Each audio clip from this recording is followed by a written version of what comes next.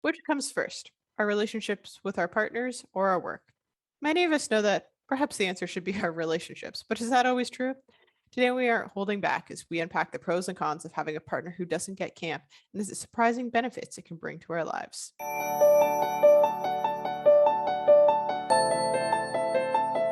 Welcome to Beyond Camp, where we explore the intersection of camp in our lives. For too long, camp professionals have referred to camp as being in a bubble, and we're here to burst that bubble.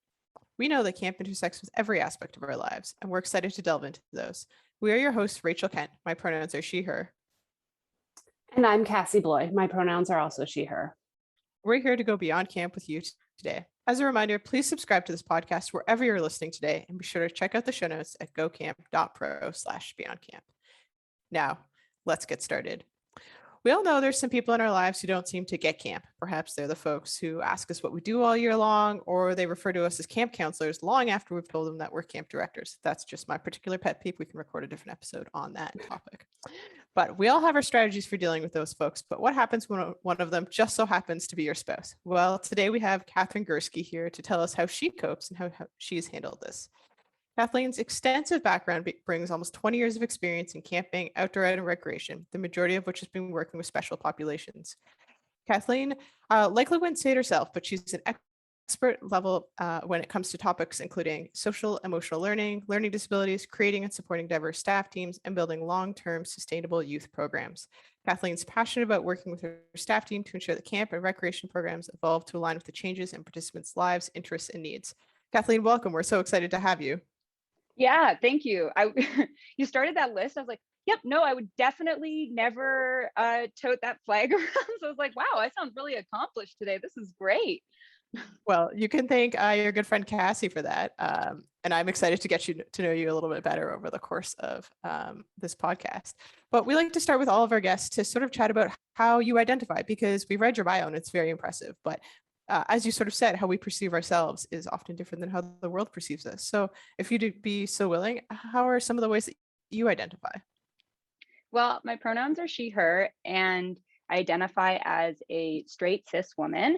I also identify as a friend, a young philanthropist. I also identify as someone who really likes just going fast, ideally downhill or on a board or on a bike, anything where I can kind of get some speed.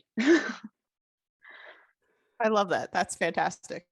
Yeah, and I love the young philanthropist too. I feel like that's a new one we haven't heard here before. I feel like there's probably another episode tied up in that, so we'll come back to that one. But I'll pass things over to Cassie. So, Kathleen, I know the answer, but nobody else does. Do people in your life get camp? The people I work with in my camp do. Yeah, my husband does not really get camp. He gets camp, but he doesn't necessarily align with the value proposition of camps the way that camping professionals do. He doesn't completely see how from what happens on paper to like what's supposed to be happening. He's attended camps a few times. He's not a fan. So I do have folks like that, and the organization I'm in is quite large, and some folks in here really understand camp and have actually worked at my camp before they became, the manager of our psychological assessment and counseling department. And other folks really don't understand camp, and they go, "So what do you do the rest of the year?" And I'm like, okay, we'll talk about that later. Let's go back to your husband a little bit more. So he's been to camp a couple times. He sees that it's important, but he just doesn't believe in the values. Like, what is it that really defines that, like, he just doesn't see the value and importance of camp in a kid's life? Yeah, for him, I think part of it too, we were talking about this, him and I, before I came here. He attended day camps, and he said, that was out of necessity, not out of any desire. And he goes, and the activities that you want to do at the camp, you have to do other activities that are not preferred, and it's super structured. And so for him, he goes, I get, especially the work that I'm doing with specialized populations. He goes, I understand why like your kids kind of need camp. He goes, and I get why other folks go to camp. He's like, but the whole thing to me, he's like, I don't see why everyone should be at camp. I don't think everyone should be at camp. I don't think that that's, the be all end all, the way so many camping professionals do see our industry as a necessity and the be all end all for so much youth development that happens. So he has a different perspective on it. That's really fascinating to me, especially when he was talking about like his experience with camp, because I think there's a lot to be learned there about the way that we set up camps and the way that we market camps, and that some kids like love that structure, and what can we also do to make camp for all those kids, and how can we reimagine it. So that's really fascinating. I feel like he perhaps has more insight into some of the barriers the camping world is facing than he maybe realizes.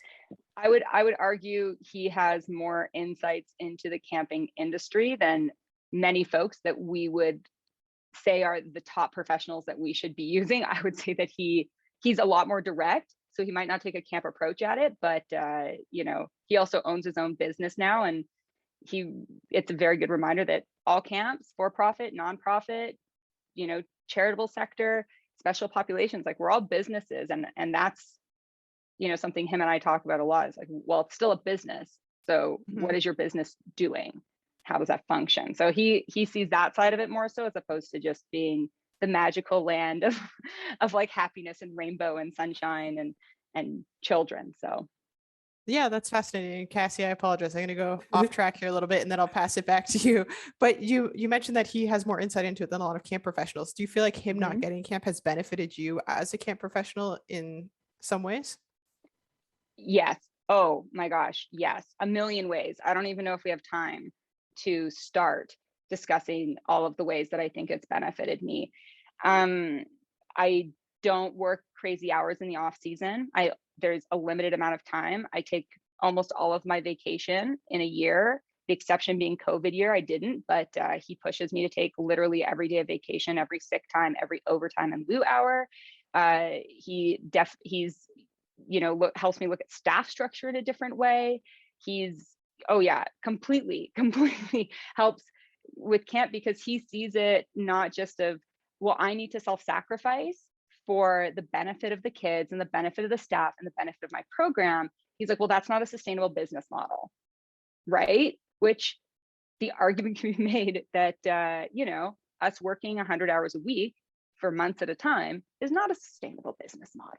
And so he brings a lot of that. And the other side is he's not interested in the camp world at all. The only interest he has is when there's a woodworking project he can make for me. That really perks him right up.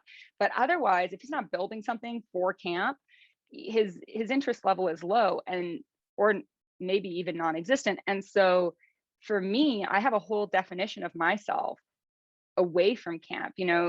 There's a woman who works at camp. Her name is Quack Quack. It's my camp name. And then there's a woman named Kathleen Gurski, and she's married to her husband. If I brought Quack Quack home, she'd just be sent right back out the door. You'd be like, I think you brought her home from the office. She's supposed to live there. You're supposed to live here. So away from work, I have an entire definition of my life and myself that has nothing to do with my career, that is for me very fulfilling. And I have to maintain that to maintain my relationship with my husband, and to also, on some levels, maintain my own sanity. So yeah, for me, it's been hugely beneficial. This is fascinating, and I feel like my partner's going to listen to this episode, and then we're going to have some lengthy discussions about this. So maybe there'll have to be a part 2, because she's going to want to know the tricks for getting you to take all of your vacation. All right, Cassie, I'll pass things back over to you now. Okay, I'm not responsible for any counseling in the camping industry that comes out of this podcast. I just like to point that out there. This is just my experience. We're going to take a hard right turn and go back about 5 years. Okay. So you met your husband, and you were working at camp. He had another life. When did you realize that this dichotomy almost was going to have to be your life? Yeah, we met in November. So we met in the off season, which was helpful, I think, because, well, if we'd met in the on season, we wouldn't have met. met in the off season, and I think we were together. He was finishing up some school stuff and he was moving back to town. And I said, look, I'm not even going to be in my apartment for the summer. Do you want to move in? Because I won't be here. He was like, what are you talking about? And so that was, I think, for us, the point that we had to have that first conversation of what my life looks like, really May, June, July, August, and the first kind of half of September, in just like the hot time. And I still run programs. I have 11 rec programs running year round right now. But when I have, 4 programs running simultaneously at 3 different locations, I'm not really a human. And so I'm some sort of different vapor or beast or something. And so we had to have a really explicit conversation kind of in the first 6 months, because I was like, well, do you want my condo instead of moving back to your parents' place? Because I won't be here anyways. Like, we'll live together for 4 weeks and then I'll essentially be gone.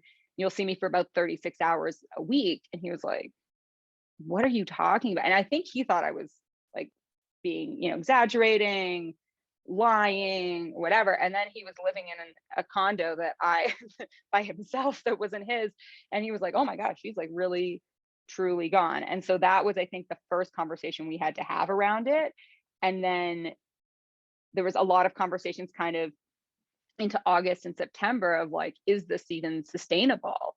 Is this even what we are happy for our, relationship to look like, where there's just kind of a couple months where I'm at overnight camp and I'm home maybe 36 hours a week at that, if at all. And like, what is that going to look like? And for us, thankful, well, we're married, so thankfully worked out. But for us, it was a really, explicit conversation about what my life looks like and where I'm willing to shift and where I can't. And I remember in the second summer, the conversation we had was more so around, I do this job for the community and for the kids and for the families, and I make the sacrifice, but being with me also means on some level, you're going to have to make a sacrifice around the same time of year. And it's not for our relationship, it's for the rest, for me to do my job to serve the community. Now that shifted again since then. And he was like, okay, I understand. But now it's, things shift through relationships as it is. And I've scaled back how much I work in the summer, which I'm sure every camping professional is like, well, how'd you figure that one out? But the other side of it too is like, he's moved in a little bit and I've moved in a little bit. So now the gap of what we're dealing with of me being gone all the time and him living in my condo alone is not the same gap. We're living in a house that we own together, and he has the dog at home and I'm away with camp more, and he's more flexible to be able to make it work. But I don't know if that even really answers your question, but you know what? I gave it a bit of a shot. We'll see. I think it does. And it shows that like, it's not just one moment. It's a multitude of time and conversations and flexibilities on both parts to have this like ongoing relationship with another person when you're living and breathing camp at certain times, but knowing that you have that space to go to after, that you don't have to be on in that realm necessarily. Yeah, absolutely. Kathleen, I find this fascinating because I worked with my partner for many years at camp, and then the pandemic summer was going to be the year that because she's also a teacher, so she was going to step back because she was like, this is too much. I cannot teach year round and then also come to camp and like work, which is like, that's fair. So I think it's really fascinating because it's some good insight. But so we like to say that we like to dig deep on this podcast and really dive into things. So you sort of talked about how you work things out. And I'll let you choose your boundaries around this, but how has this sort of tension around your love of camp and his maybe misunderstanding or not understanding camp, how has it caused problems or tension in your relationship?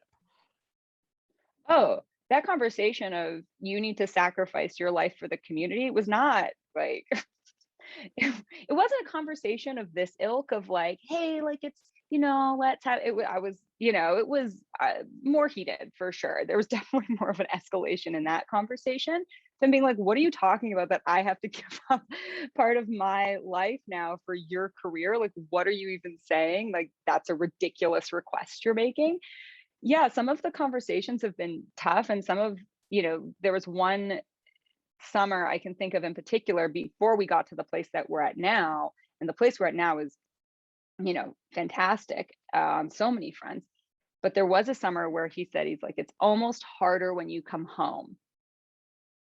And I was like, what do you mean? And I was, because I was so exhausted, and I was just like so ready to be home with him and the dog, and like have like our life pick up for a hot minute. And he goes, you think you're home, but you're not. Your phone is going off. You're answering emails.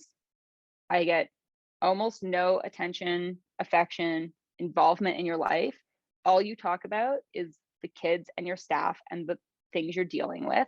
And that's it. It would be easier if you weren't even here, because this isn't even my wife. This is Quack has come home.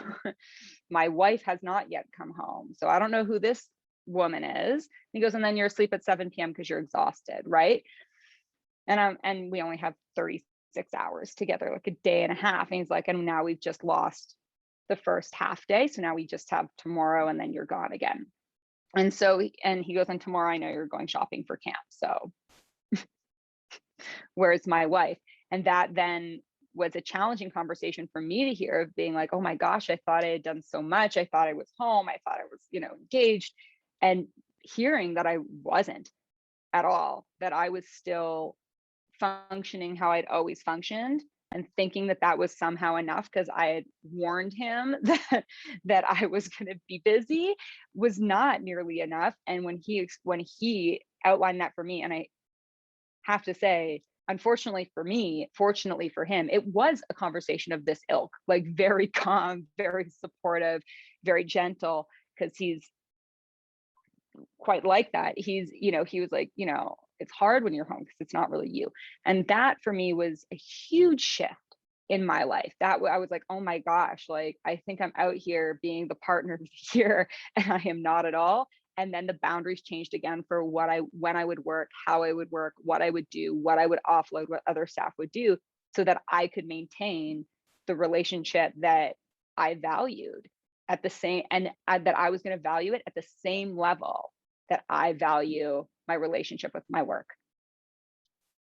Wow, that's a lot of self-reflection that has to happen in there as well. And a lot of I feel like removing of defenses to be like, yeah, wow, like I'm not, I don't know. I often say that, camp or my job is my first love in a sense. Like I always put it way up high, and I'm learning as I grow out. I've talked with other sort of younger camp professionals or camp professionals who are just starting that balance of relationship and work, that has to shift a little bit at some point, that you can't necessarily live for your work all the time. So this has been fascinating, and I'm super stoked to continue this conversation. We're going to take a quick break right here, and we'll be right back. From the people who brought you the Mid-States Camp Conference, ACA Illinois is thrilled to launch their new annual spring conference, Base Camp. This opportunity is geared towards camp pros facing current industry challenges, bringing you the chance to interact with industry experts and network with other camp pros, all right before heading in to the season of summer for camp. Save the date for Friday, April 22nd, 2022, for the first Base Camp Spring Conference, and check out more event info at acail.org.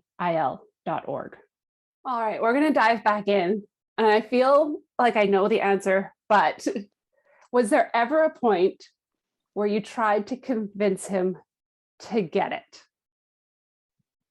To just live and breathe camp? Yeah, of course I did. Yeah, Cassie, we've met each other. We're friends. Of course I tried to. I think of myself as, a very communicative and persuasive person, and that I could, sell water in the ocean. I think I was like, honey, like you just went to not the right camps. Like you would have done better at this. Would have, this would have been so, oh my gosh, yes, 1,000 times I tried that with him. And I want to say 1,000's an overstatement, but I'm sure if he listens to, probably when he listens to this, he'll say, no, that sounds about right. If anything, you undersold it. But no, of course I tried to convince him. And then, because I thought, to me, I was like, oh my gosh, like is going to sound so terrible. I was like, what a poor person that he isn't like, he doesn't understand the magic and beauty. He's like missing out. And then I realized that his life actually has magic and beauty and it's in entire own way. And that's fine. And that has just as much value. And that the summers he spent not at camp have given him so many opportunities and joyous moments and moments of growth and development, all those wonderful things, that I don't need to fit his experience into my filter. Like it doesn't need to be like, oh, I'm going to turn his square into a circle so it fits in my circle hole. No, he can have his square peg. I can have my circle hole. And I can say, wow, what a nice square peg. It's so wonderful. I'm so glad that you have that. Check out my square, like my circle peg. It's different, but they're both pegs. They both are wonderful experiences and wonderful and amazing, life events for us. So I tried, it didn't work.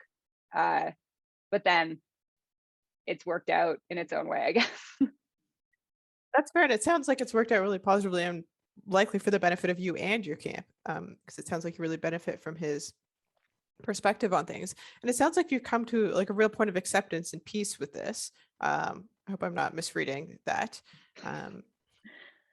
Like it sounds like you've really come to acceptance. I think that's hard because I think often as camp pros, we really tie our identity to our jobs. And so for me, when someone's like, I don't get camp or I don't see the value in it, I feel like personally attacked.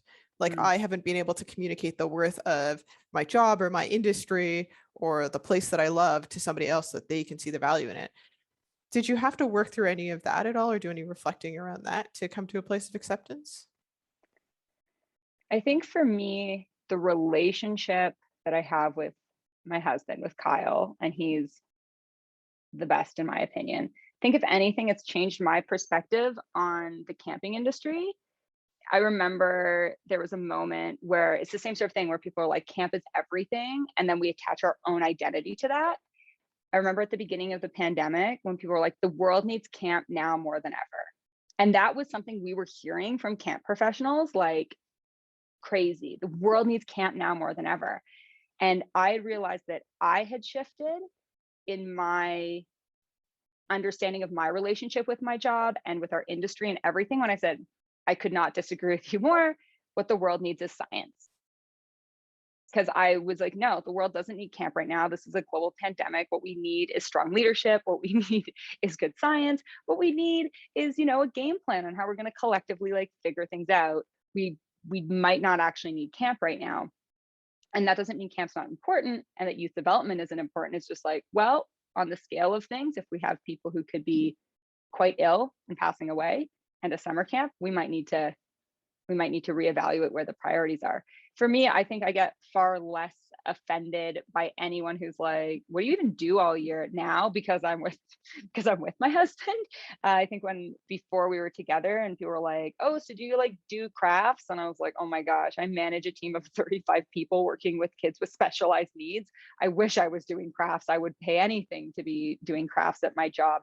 And so I used to get quite offended. And now I'm like, oh no, like this is actually what it is. And then they go, oh, whoa, that's like way different than what I thought you did. And so then I'm not taken aback at all anymore. I'm like, oh, they just don't know. They just have no clue. I'm just going to explain it to them and then they'll have a clue. And then they'll probably think it's pretty interesting on some level, or they typically know someone who has a diagnosis that we serve, and then the conversation kind of shifts, and then they're like, wow, that's so great. I wish I knew about that program when I was 8. I wish I'd gone to that program. I wish my niece was in that program. And that ends up being the conversation. So for me, I think I've been lucky that I've been able to move away from that. I don't feel offended at all anymore. But yeah, Kyle's helped with that for sure, because I had to have a different perspective.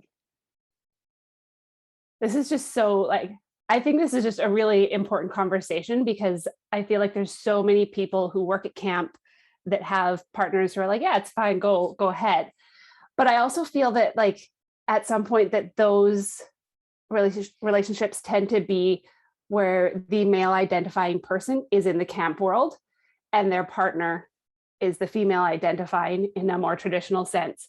Do you think this conversation would be completely different if you and Kyle switched roles? Okay, yes, let's talk about dismantling the patriarchy, and yes, let's have this conversation. Oh my gosh, okay.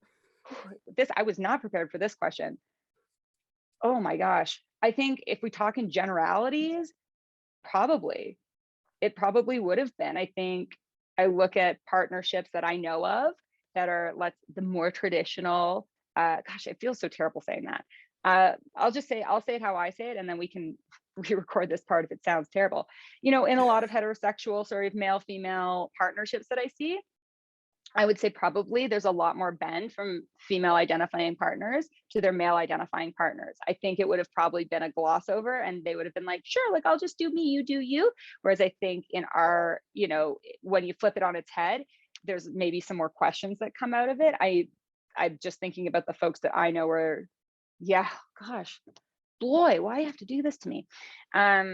I think so. I think there is something there. I think you're hitting the nail on the head. It's so hard because now we have to go into like the patriarchy and feminism and, you know, assigned gender at birth and stereotypical gender roles and what those look like throughout North America. And then how that's going to play into our industry, because there's a whole thing here that I know you two ladies are supported by Women in Camp, which is amazing. Every year, do we not see people going, we need more men at our camp? We need more male staff at our camp. We're short male staff. We can't find any male staff. There's no male staff. And then you look at the leadership across the board of these camps, dude. And it's like, that's so weird that like we're a very female dominated industry and you look at the leadership and it's all men. Like, what is that? You know what I mean? So I think that there's a lot to be said for this conversation. Maybe those men are more able to go into positions of leadership because they have partners who aren't in the industry. And maybe I think there's probably a lot. We can't even use this stuff now because I'm rambling because there's so much here. But you look at it, it's craziness. Like you do look at it, it is crazy. Every season it drives me nuts. We need more male staff. That's so weird because you keep promoting the ones that you have, probably over more competent female staff. Like this is beautiful. There's an entire WIC conference session here, so we'll just send this to the folks at WIC. At the time that we're recording, they're still taking conference proposals. So Kathleen will just shoot you over to them. And oh, great! But there's something going on here. You'll have to re-ask the question because I don't even know what the answer is. But like there is, I think that would be a change. Like it would be different. I don't know how, but I think it would be because the patriarchy, unfortunately, is still somewhat alive and well. And yeah, I don't even know if we would have had the conversations that we had. Yeah, and to be fair, like every individual that makes up a partnership is different, and so perhaps if the roles had been flipped in your relationship, maybe the same discussions would have still happened. But I think oftentimes we see a lot of female folks, especially if there's kids involved, take those steps back more willingly, just because that's what society expects of them. And I think that there's a lot of concern around that. I know that I have friends around the same age who are like, oh, we're thinking of having kids, so I'm just automatically going to take myself out of the running to work full-time in camping because I know that I can't do it. So I think that there's a lot to be said there as well. And we've talked a little bit about this before on the podcast, and I think there'll probably be future episodes about that. But I think the gender roles, society's gender roles for us play a huge part in how our work and life balance occurs and the expectations that we have for that as well. For sure. And then that opens the whole conversation around the mental load of women in general, that like in these, you know, heterosexual partnerships where women are just expected to take care of more house and home, more organizational stuff, right? All of that side of things. And then I look at my relationship. We knew we were never going to have kids. I wonder how different it would have been if we were going to have kids. Would this have ever even come up? Would have been like, well, once she has kids, who cares? I'm never going to bring it up with her because I know she won't continue on doing that when she's responsible for a baby. Yeah, it really changes things. There's a lot to unpack. So I appreciate you going with us down this side road on this little tangent, because I think that it's really important. I want to loop back to something you said earlier that really like struck a chord with me, and I think a lot of camp pros. You talked about how your husband insists that you take your vacation time, sick time, etc., which is great.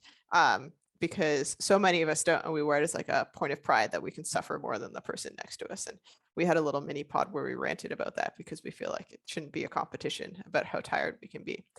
Do you feel like he helps you create balance and care for yourself, or do you feel forced into it? Do you feel like it's made you a better camp pro having that balance? I am forced into it, but I'm a willing participant. And it's always hard for me to leave work. It's very hard for me to leave work. So he will push me that we're going, vacation is coming, you're not well, you're not going in. And then when I'm pushing back, oh, I think I need, no, we'll just delay it a couple of days. And he always says, he goes, if it's going to burn down while you're away, it was going to burn down anyways. You would have just been closer to the fire. Like, if it's all going to fall apart, then it's all going to fall apart. What are you going to do? And so for me, the push to take all of them, and I get close, I don't get to all of them because I have too much, but I get close to all of them. You know, it's great. I like leave work early to go to use my extended healthcare benefits with some of my lieu time and vacation time and overtime and all of that. And we go on trips for sometimes like 4 to 6 weeks, and, you know, we're gone and disconnected. He now locks me out of my work email. So I don't even have access to my work email while we're on trips or we're away together. And that, I think, I'm so sorry for whoever I'm sending into, you know, some sort of panic attack while they hear that, because like, oh my gosh, how would you do that? It's changed my life. It's completely changed my perspective, because I'm actually not engaged with the work anymore. The only thing I'm engaged with is my husband, the trip we're on, whatever activities we're doing, my dog, and the people that are around us. And that is actually bringing me back to be able to handle the high level stress that might be sitting on my desk while things burned in my absence when I get back, because I'm like, no, I actually disengaged. It didn't click in my head the whole time through. I just walked away and then I came back. So definitely forced, but positively forced. I recommend that forced as well. Like I've done it kind of almost, but like that ability to just disconnect and not feel like you have to be connected, whether you're in camping or not, that ability to turn on those away notifications, close it, and just like push it away is just kind of like a freeing weight that gets lifted. But we need to wrap up because we are running out of time. So Kathleen, one last question. What advice would you give to other folks who find themselves in a similar situation? I would say, remember that you're both people and that you're choosing to be together. And that if this is someone that you really think you could be having a life with, then don't let your work get in the way of the rest of your life, because work will always be there forever. You'll always be working, but the rest of your life, it's not gonna wait for you the same way work will. Excellent. Thank you so much, Kathleen. If people have questions, is there a way that they can reach out to you, or if they ever want to chat about life? Or about going downhill quickly, because I personally have many questions. Yeah, for sure. You can reach out to me at my email, kgurski, Gurski, at foothillsacademy.org. Awesome. Thank you so much. Before we like to wrap up every day, we like to talk about self-care in our recharge station, remembering that self-care is always critical to personal wellness in the good times and the more difficult times. It's something we as camp professionals often struggle with. We want to know how people charge their batteries or what makes you feel inspired. So today, for me, it's maybe not like a way to recharge my batteries or makes me feel inspired, but it makes me feel better at the end of a long day sitting in front of a screen. But I invested in blue light glasses. Some people believe in them, and some people are like, that's a pile of crock. I find that I don't get a headache at the end of the day anymore when I have a lot of screen time. And honestly, they're great. Just don't wear them when you're recording something. Apparently, they're really reflective. Well, we want to thank everyone for joining us beyond camp. We hope that you were able to connect and reflect with us as we journey beyond the property lines and bring camp with us wherever we might go. As we wrap up, we want you to be able to reach out and connect with us. So you can reach myself and Rachel at beyondcamp@gocamp.pro. Please remember to check out our show notes at gocamp.pro/beyondcamp. A last round of thank yous. First to Kathleen for taking the time today to join us and have some deep and intense conversations that might come across a little hard-hitting for some people. To the team at Go Camp Pro for continuing to hold space for us to have these conversations. To ACA Illinois for their sponsorship and support of this idea. To our producers, Matt and Jotham, for editing anything that we may need corrected later on. And to you, our listeners. Your dedication to listening keeps us moving forward. Beyond Camp is part of the Go Camp Pro podcast network. Check out all our other podcasts at gocamp.pro/podcasts. Go well and safely, friends. We'll see you next week.